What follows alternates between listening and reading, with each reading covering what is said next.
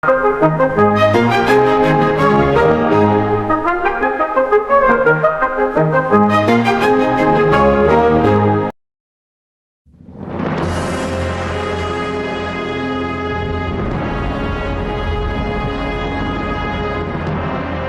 200 years, Britain was the most powerful nation in the world. From Canada to India, from Australia to Nigeria, from the Caribbean to South Africa, the British Empire once ruled over a third of the people on Earth. Newly discovered film, all in original color, reveals how the British viewed their imperial possessions. 1906, trooping the color for Edward VII, the zenith of imperial pride and pomp.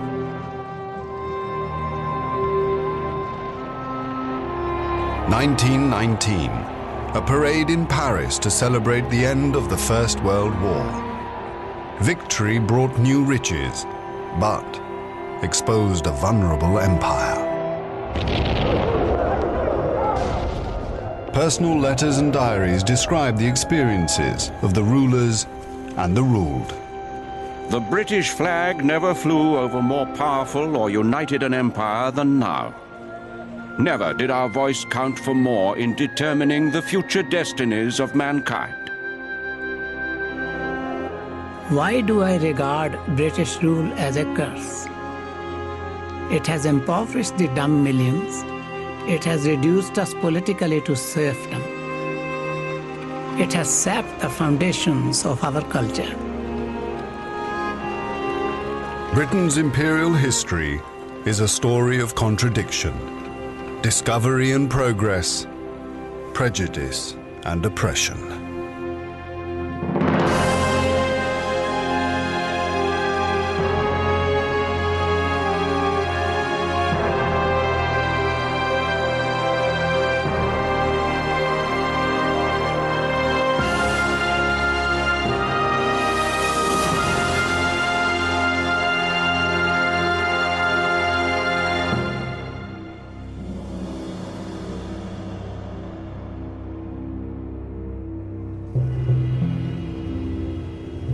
In 1926, Claude Frees Green filmed a journey from Land's End to John O'Groats in colour.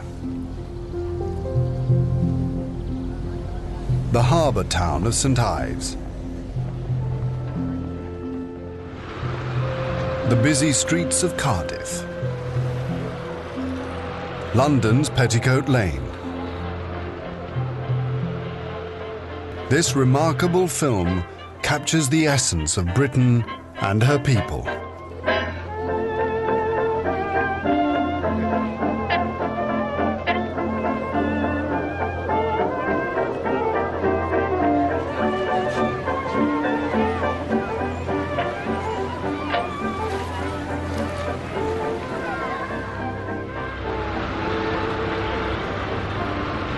By 1926, the British have emerged from the First World War, tired but triumphant.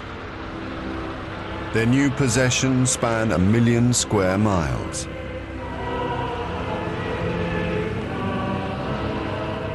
Britain still has a passion for colonial rule and a desire to improve the lives of her subjects. Field Marshal Douglas Haig. The call for imperial unity is not the selfish and despairing cry of an outworn people. The men who fought beside us in the Great War know that the old country, with all its problems and its difficulties, is not played out yet. But the grand optimism of empire is fading. Britain, the mother country, is divided by class and wealth. Her old industries, shipbuilding, textiles and coal are in decline. Employers reject calls for higher wages. The rise of trade unions threatens the old order.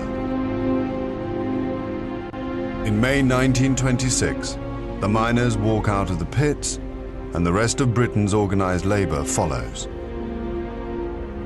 The general strike. Here is the last news bulletin for today. His Eminence Cardinal Bourne made the following declaration. There is no moral justification for a general strike of this character. It is therefore a sin against the obedience which we owe to God. From the Rhondda Valley, a miner's letter to the Workers' Weekly. Some men have laboured in this colliery 25 years, toiling so that their exploiters may live in luxury. Then they are cast upon the scrap heap. When a horse has served its purpose underground and become too old, it is mercifully shot. But when a man has served the same purpose, he is not shot, but left to exist on a mere pittance.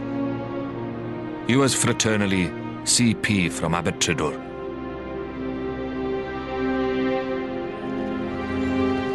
After only 9 days, the general strike is broken. But it will be 8 months before starvation drives the miners back to the pits, forced to accept lower wages and longer hours. Britain's ruling class has crushed the general strike with ease. For decades, it has exercised power across the world, and nowhere more than in India.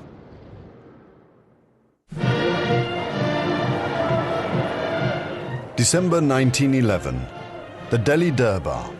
George V is honoured as emperor.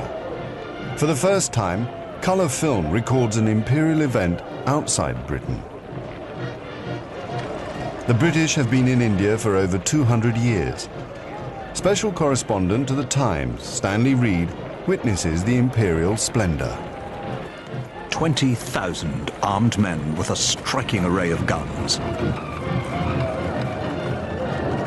Next, the Imperial Service Troops. The Maharaja of Bikaner takes personal command of his scarlet and white camel corps. Then, the great event of the day. The gallop past in line. They go by like the wind, not a man unhorsed, not even a helmet shed.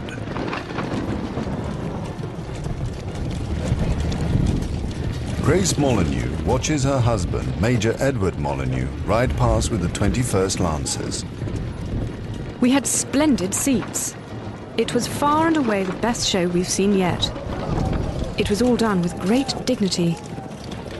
I think the natives must have been very impressed. But beneath this extravagant display of imperial loyalty, there lies a fragile Raj.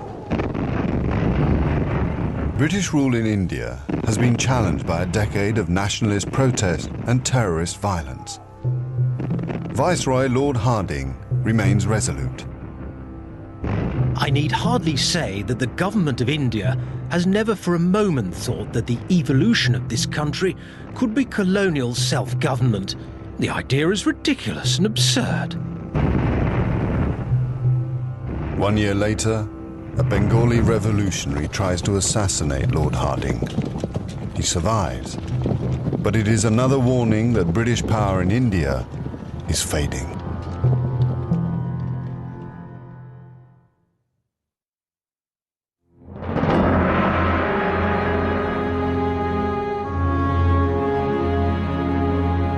The British government in India has not only deprived the Indian people of their freedom, but has based itself on the exploitation of the masses and has ruined India.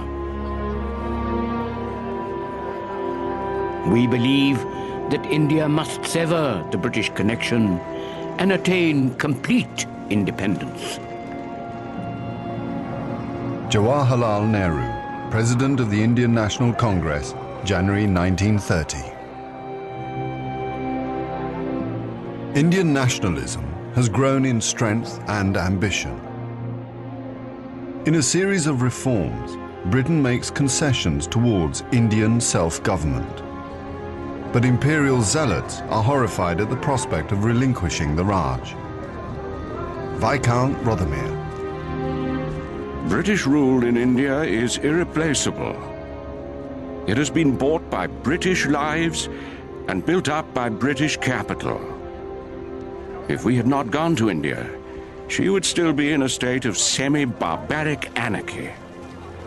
Our duty there is not to argue with base agitators, but to govern. The moon belongs to everyone. The best things in life are free. Less than 100,000 British rule 315 million Indians. Marjorie Usher is governess to the children of an army colonel in Chakrata. Entertaining in this country is very simple.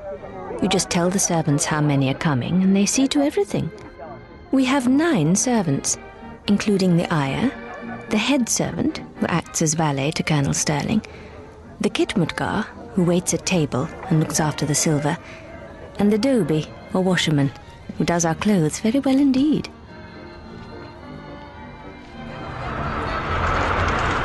For some British women, India offers the promise of adventure. Army wife Florence Riddle. The way in which most women in India pass their days is too boring for me. I have never been nervous of natives, for there is something in our white blood which gives us a feeling of superiority over black blood. I've learned that when one passes a strange bundle of dirty rags, it is not a dangerous lunatic, but merely a holy Hindu. Extreme dirt seems to accompany extreme holiness.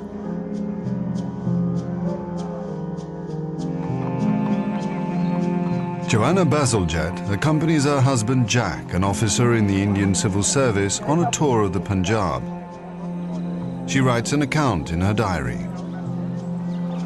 An early start on the 12th for our 26-mile journey by river to Chaunta. Some 70 bullock skins had been collected. Katnaus, they are called. The animal has been carefully skinned through the hind leg, so that when the eyes, nose, mouth, and other orifices have been patched, it forms an immense bladder, which can be blown up through a leg by man-puff. For us, they rig 2 skins side by side with a legless chair on each and a box between for our feet. Very comfortable. And each boat has an auxiliary crew of 3 or 4 to paddle, tow, and guide us along, and, very important, puff up our bladders every half an hour.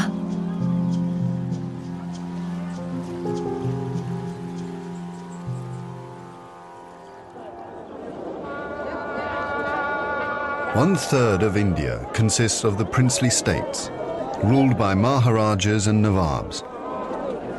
The Indian princes are favoured and flattered by the British Raj, which considers them useful figureheads for indirect rule, and socially acceptable. On a tour of India, American tycoon Larry Thor visits one of the wealthiest states, Bikaner, and films the marriage of the Maharaja Gunga Singh's granddaughter to the Prince of Udaipur. This has to be one of the most elaborate spectacles of modern times. The princely bridegroom arrives on his elephant and approaches a platform where an official paints the ceremonial caste mark on his forehead. Then the boy, the center of all attention, is carried off to the temple on a solid silver palanquin. It really is a magnificent affair.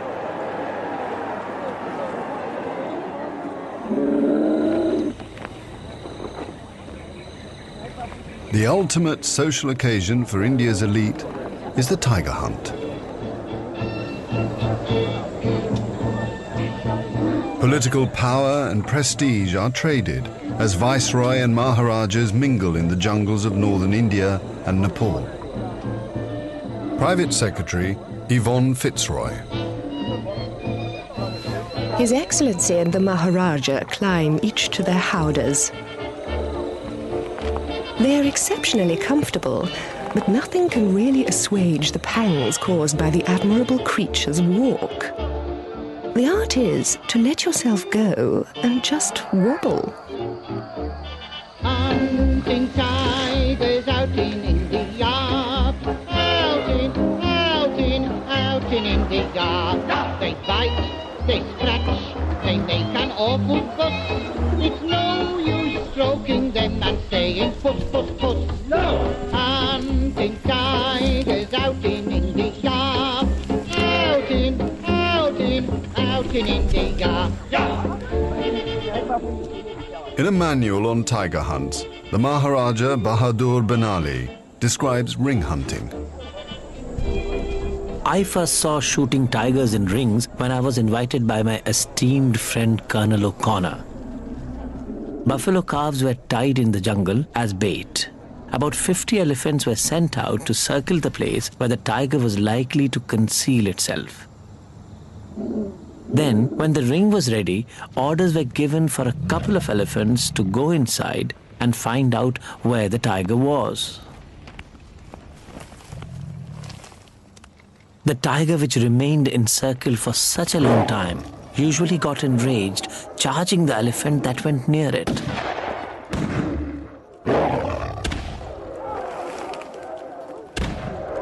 In the beginning, it's exciting. But after a while, the tiger becomes exhausted and lies down.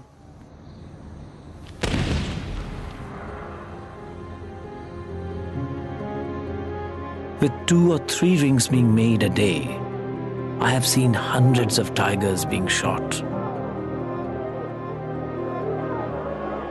In just 10 weeks, Viceroy Lord Linlithgow's hunt kills 38 rhino, 27 leopards, 15 bears, and 120 tigers.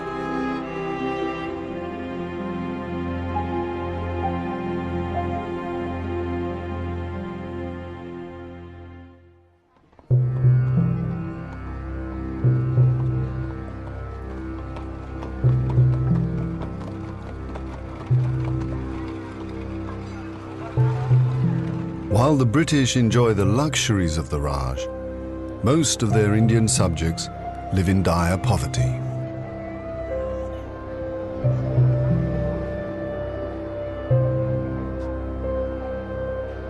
Padmasani Amal. The British Raj imposed taxes for everything. What are these taxes? Is it to suck out our lifeblood? They plunder us for our money and make us living corpses. Look into a railway carriage. There is breathing space for a gunny sack, but not for a man. It was in a train like this that my friend Mopillai died of suffocation.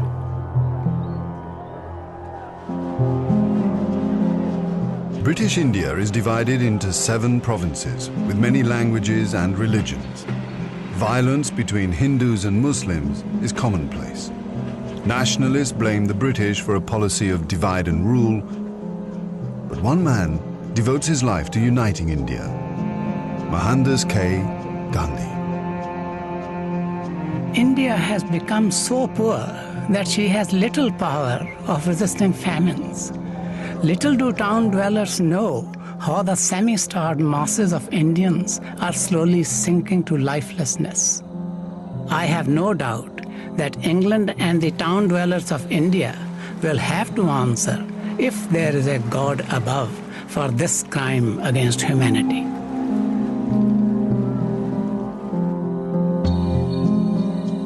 By the 1930s, a new generation of British civil servants is beginning to understand India's plight. Writing to his mother in England, Assistant Commissioner of the Punjab, Penderell Moon. The poverty of the people is really astounding. Not so poor, no doubt, as 40 years ago, but they are conscious of their poverty nowadays and resent it. I don't know what the government is going to do about Gandhi. Unless we're very skillful, or very lucky, the situation is going to get steadily worse. I'm all in favor of granting full dominion status in, say, 10 or 12 years. But I suppose the government can be trusted to move with that fatal slowness which constitutes ordered progress.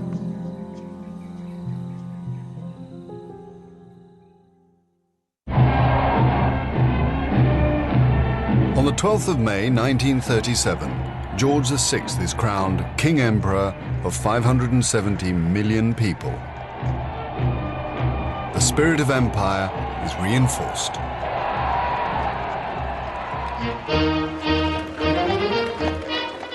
Each year, on the anniversary of Queen Victoria's birthday, Britain and her colonies celebrate Empire Day. Stand your feet and give 3 cheers. Get free meat and get free beers if you'll only join the Empire Party. They'll make you feel at home. And if they can't get you all inside the Empire, they'll put you in the Hippodrome. School children are bombarded with imperial propaganda.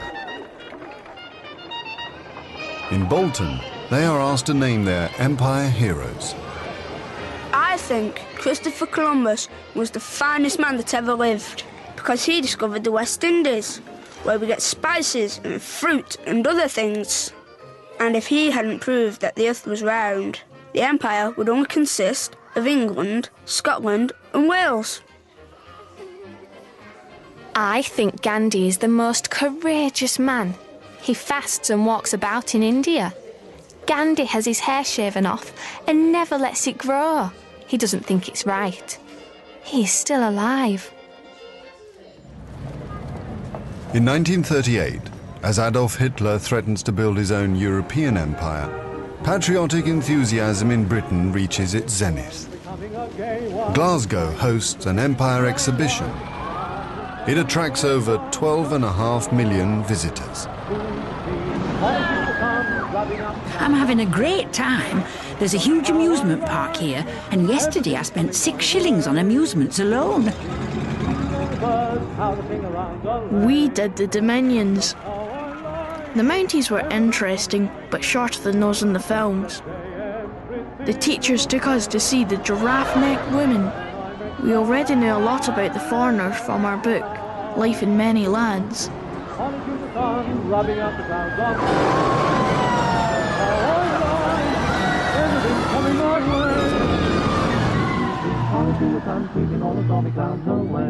They must have known just how I like it.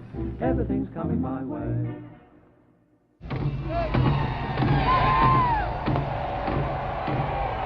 Facing the threat of war with Germany, King George VI and Queen Elizabeth visit their dominion Canada to rally support for Britain. Thousands of subjects pay tribute to their imperial king and queen. In Calgary, Canadian Prime Minister William Mackenzie King.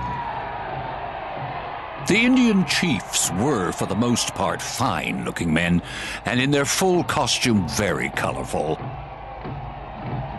I had a first-rate talk with the Queen. She spoke about their courtesy and graceful bearing, and their erect ways. She remarked they were very like the Scotch in some respects.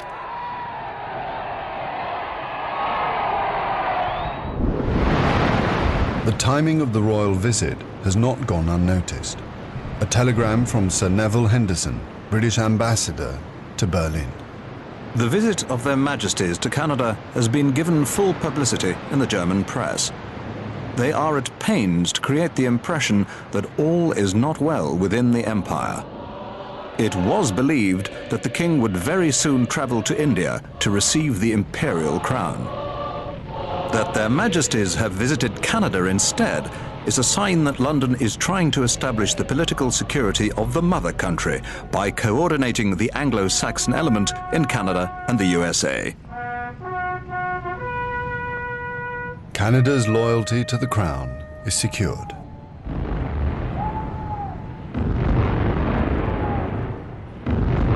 For the second time in 25 years, Britain and her empire will unite to fight a world war.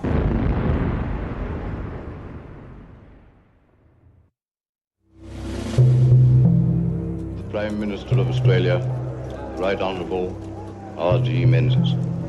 Fellow Australians, it is my melancholy duty to inform you officially that in consequence of a persistence by Germany in her invasion of Poland, Great Britain has declared war upon her, and that as a result, Australia is also at war.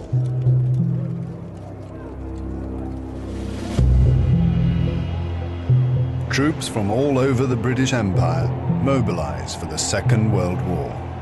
Almost 1 million men from Australia and New Zealand, over 700,000 from Canada, 600,000 from Africa, and 2.5 million from India.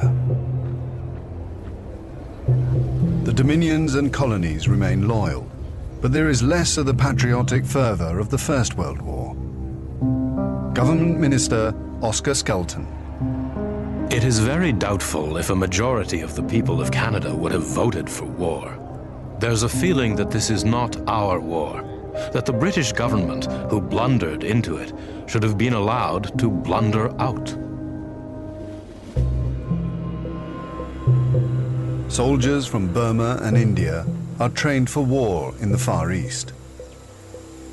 19-year-old Kishan Tawari. My father's friend, Colonel Kirloy, insisted he must send 2 of his 5 sons into the army. Some members of our family said, why should we join the army and fight on the British side? We want independence.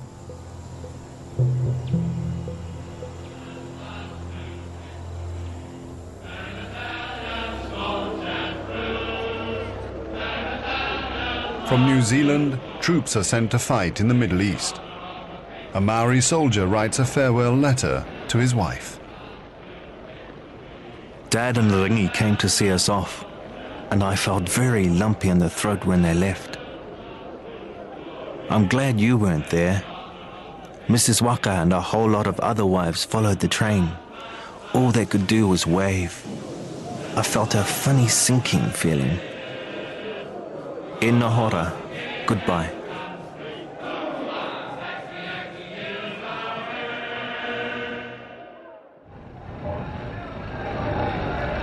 The wealth of empire is mobilized for war. Canada supplies vital food and munitions to the mother country. Gwen Lambton works the night shift in a weapons factory in Ontario. We punch the time clock at 7:30 and work a 10-hour shift, so we don't get out till 6 a.m. We are issued with cotton overalls which cover our clothes. You don't even have to wear stockings, although it's cold without. There is a constant hum of machines, and a loudspeaker near the ceiling trumpets popular music in march time to keep us awake. The songs have nothing to do with our work or the war.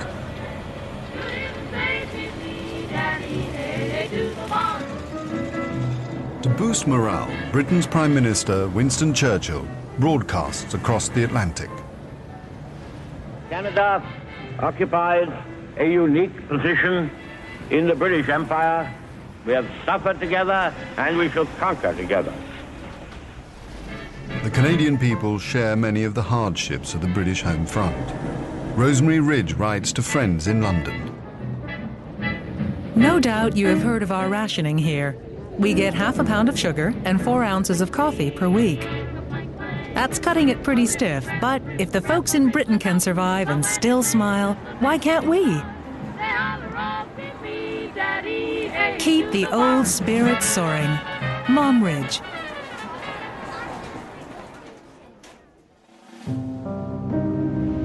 Tonight, I speak to you in Australia and New Zealand, for whose safety we will strain every nerve. I speak to you all under the shadow of a heavy and far-reaching military defeat. It is a British and imperial defeat. Singapore has fallen.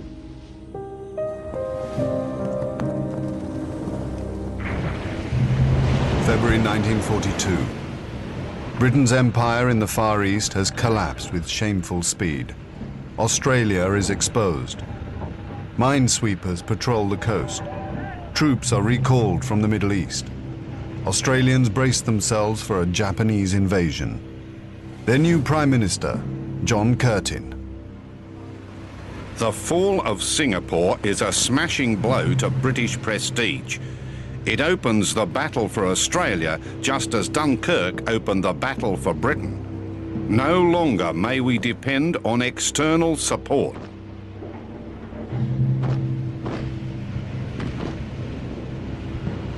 Just 4 days after the fall of Singapore, the Japanese bombed the northern city of Darwin. On board HMAS Karangi, able seaman Harry Dale writes to his mother. The Japs' bullets are raking along the ship's side. We're firing at anything our guns can reach. Wherever you look, there are burning or sinking ships. Looks like a direct hit on the Peary. She's sinking, stern first. Nearly under now. The town looks to have some big fires. No one on our ship has been hit. We certainly have been lucky. Hope they don't come back. Just 1 hour later, the Japanese attack again. By the end of the day, over 240 Australians have been killed and 350 wounded. Australia and New Zealand feel let down by Britain. They turn to the United States for protection. GIs are drafted to defend Australia's northern territories. Prime Minister John Curtin. Without any inhibitions, I make it quite clear that Australia looks to America, free of our traditional links or kinship with the United Kingdom.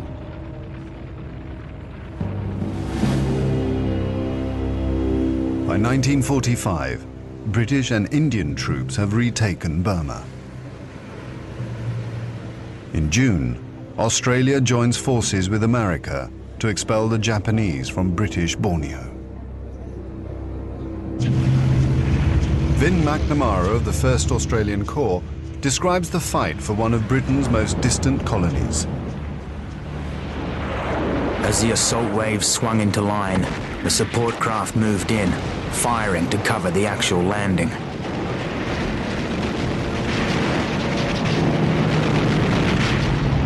The troops clung to their rifles and their tin hats. Some were slightly seasick. Soon we were ashore in force, slap bang into the enemy.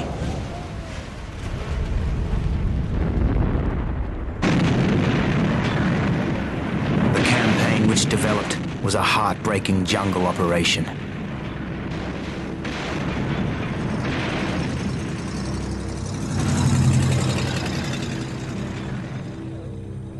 As the troops advance inland, they liberate hundreds of prisoners of war.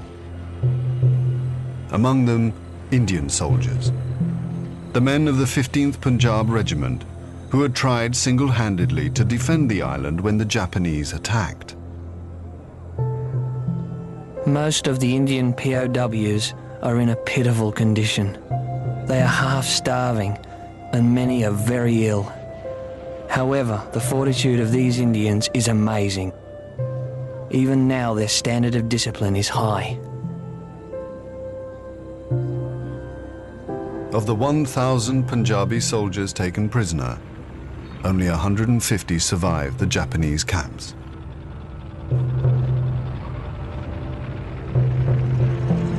It takes 3 months to secure Borneo. On liberation, Chief Abdul Hamid delivers a note of thanks. We, the inhabitants, tender our gratitude towards the Australian forces who have delivered us from the cruel and unjust Japanese. Our true benefactors, the British government, have come back to us, and we pray for everlasting prosperity under the British flag. August 1945. 2 atomic bombs force a Japanese surrender. The war is over. 150,000 colonial troops have died in defense of the empire.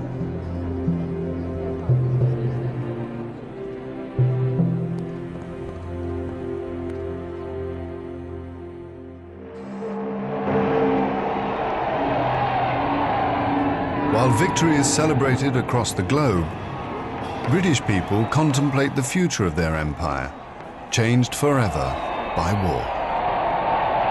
I still feel it's the greatest empire the world has known. We should all feel grateful for the way it rallied round, without any compulsion to do so. It seems that British empire building has had some good results. I don't like empire and what it signifies. The coloured peoples have been exploited by us as a means of profit, and by doing so, unemployment and poor living has been created at home. I don't mind British Commonwealth, but definitely not empire. We are witnessing now the nemesis of our own imperialism. It always seemed to me that the empire should be an object of shame rather than pride. Maybe we shall give in to India now, but it will be too late to do so with honor.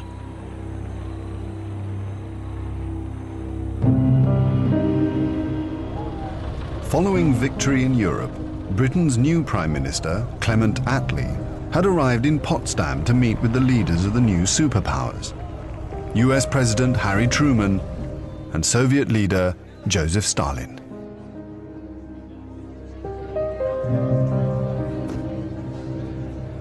A new world order is emerging.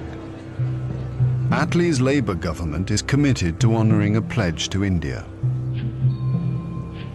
In 1942, in exchange for support in the war, Britain had promised India her independence. India's Viceroy, Lord Archibald Wavell.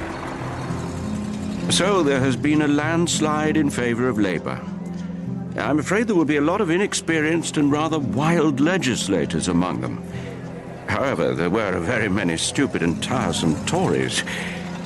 I think Labour is likely to be more sympathetic towards India, but I shall find it difficult to persuade them that they must go slow. At the Viceroy's lodge in Simla, Wavell hosts a conference between India's political rivals, Mahatma Gandhi of the Hindu-dominated Congress and Muhammad Ali Jinnah, leader of the increasingly powerful Muslim League. But after 20 days of intense discussions, Gandhi and Jinnah are no closer to agreeing on the future of India. Dear Mr. Gandhi, to achieve the freedom and independence of the peoples of India, it is essential to accept the division of India as Pakistan and Hindustan. Dear Mr. Jinnah, last evening's talk has left a bad taste in the mouth. Our talks seem to run in parallel lines and never touch one another. Wavell has failed to bring Hindu and Muslim together. Communal rioting is intensifying. The British sense they are losing control. Attlee needs to find a new viceroy to lead India to independence. I thought very hard and looked all around, and suddenly I had what I now think was an inspiration. I thought of Mountbatten.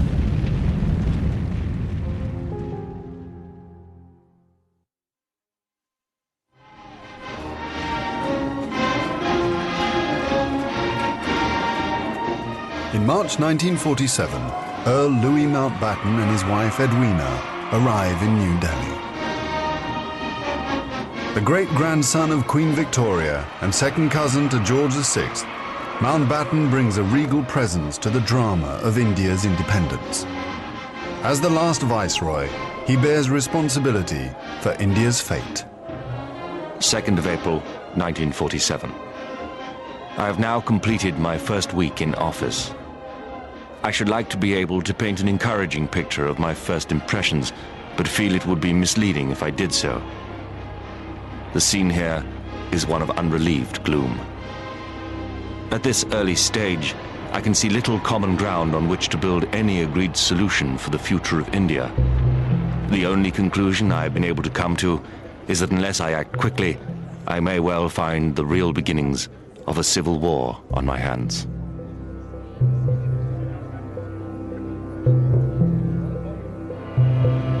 By May, attempts to create a unified India have failed. Gandhi retreats from political life. Muhammad Ali Jinnah, leader of the Muslim League, and Jawaharlal Nehru of the Indian National Congress concede to divide India. Fearing a total loss of control, Mountbatten brings forward the transfer of power to August. Two nations will be created by partition, a secular India and a new homeland for India's Muslims, Pakistan. Communal violence is escalating. Lady Mountbatten visits a refugee camp in the Punjab. I talked to a great many of the victims. One's heart ached for them. Many families have been completely destroyed, whilst those who had survived lived in permanent fear of future aggression. It was such a sad tour. The devastation is like the Blitz at its worst.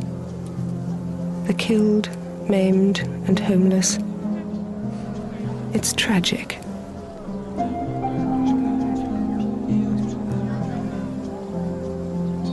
After 250 years in India, Mountbatten has given the British only 73 days to leave.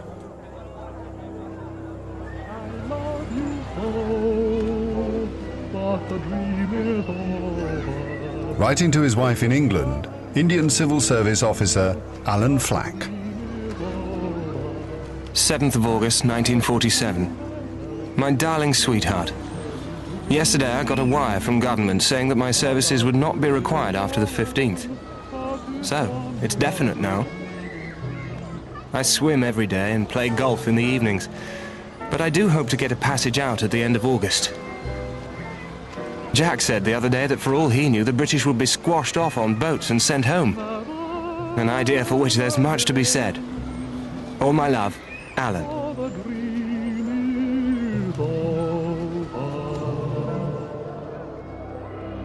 On the eve of independence, Nehru addresses the people of India. Long years ago, we made a tryst with destiny, and now the time comes when we shall redeem our pledge. At the stroke of the midnight hour, when the world sleeps, India will awake to life and freedom.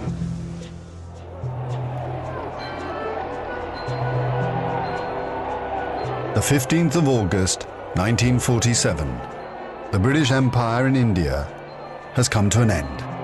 The last Viceroy, Louis Mountbatten. The flag raising and the salute were done amid scenes of the most fantastic rejoicing. And as the flag broke, a brilliant rainbow appeared in the sky, which was taken by the crowd as a good omen.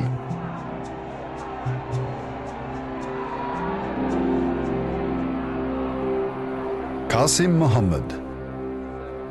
On the 15th of August came freedom.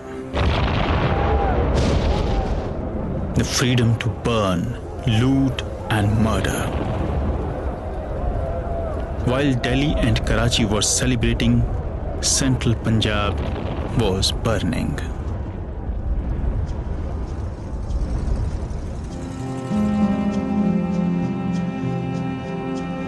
Between August 1947 and March 1948, 4.5 million Hindus and Sikhs are forced to migrate from Pakistan to India. 6 million Muslims must move in the opposite direction. Britons and Indians witness the bloodshed. Shahid Ahmed. It is a battleground. People have gone mad. Trains to Pakistan are being looted and occupants slaughtered. We all knew that carnage was in the offing. So did Mountbatten. The British Empire, which tried to build India over centuries, can never live down this great tragedy.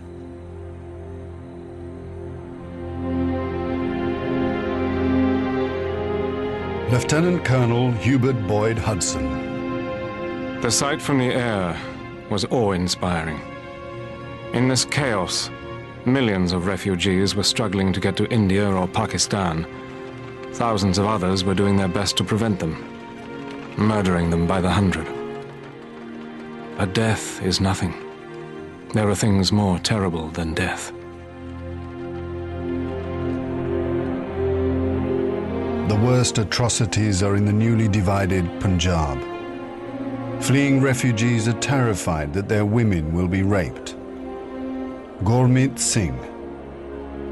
We felt totally helpless. We were completely surrounded. We had no weapons.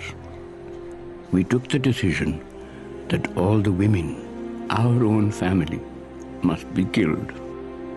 First, we killed the young girls with our own hands. Kerosene was poured over them, and they were set on fire.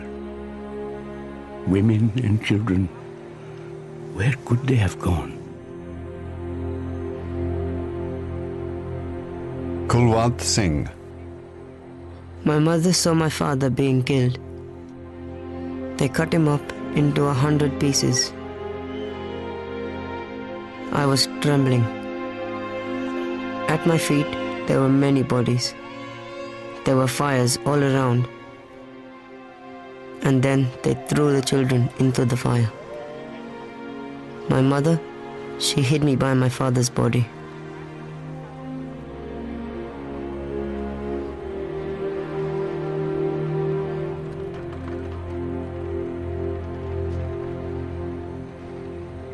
"10 million people are displaced in the partition of India. 1 million are dead."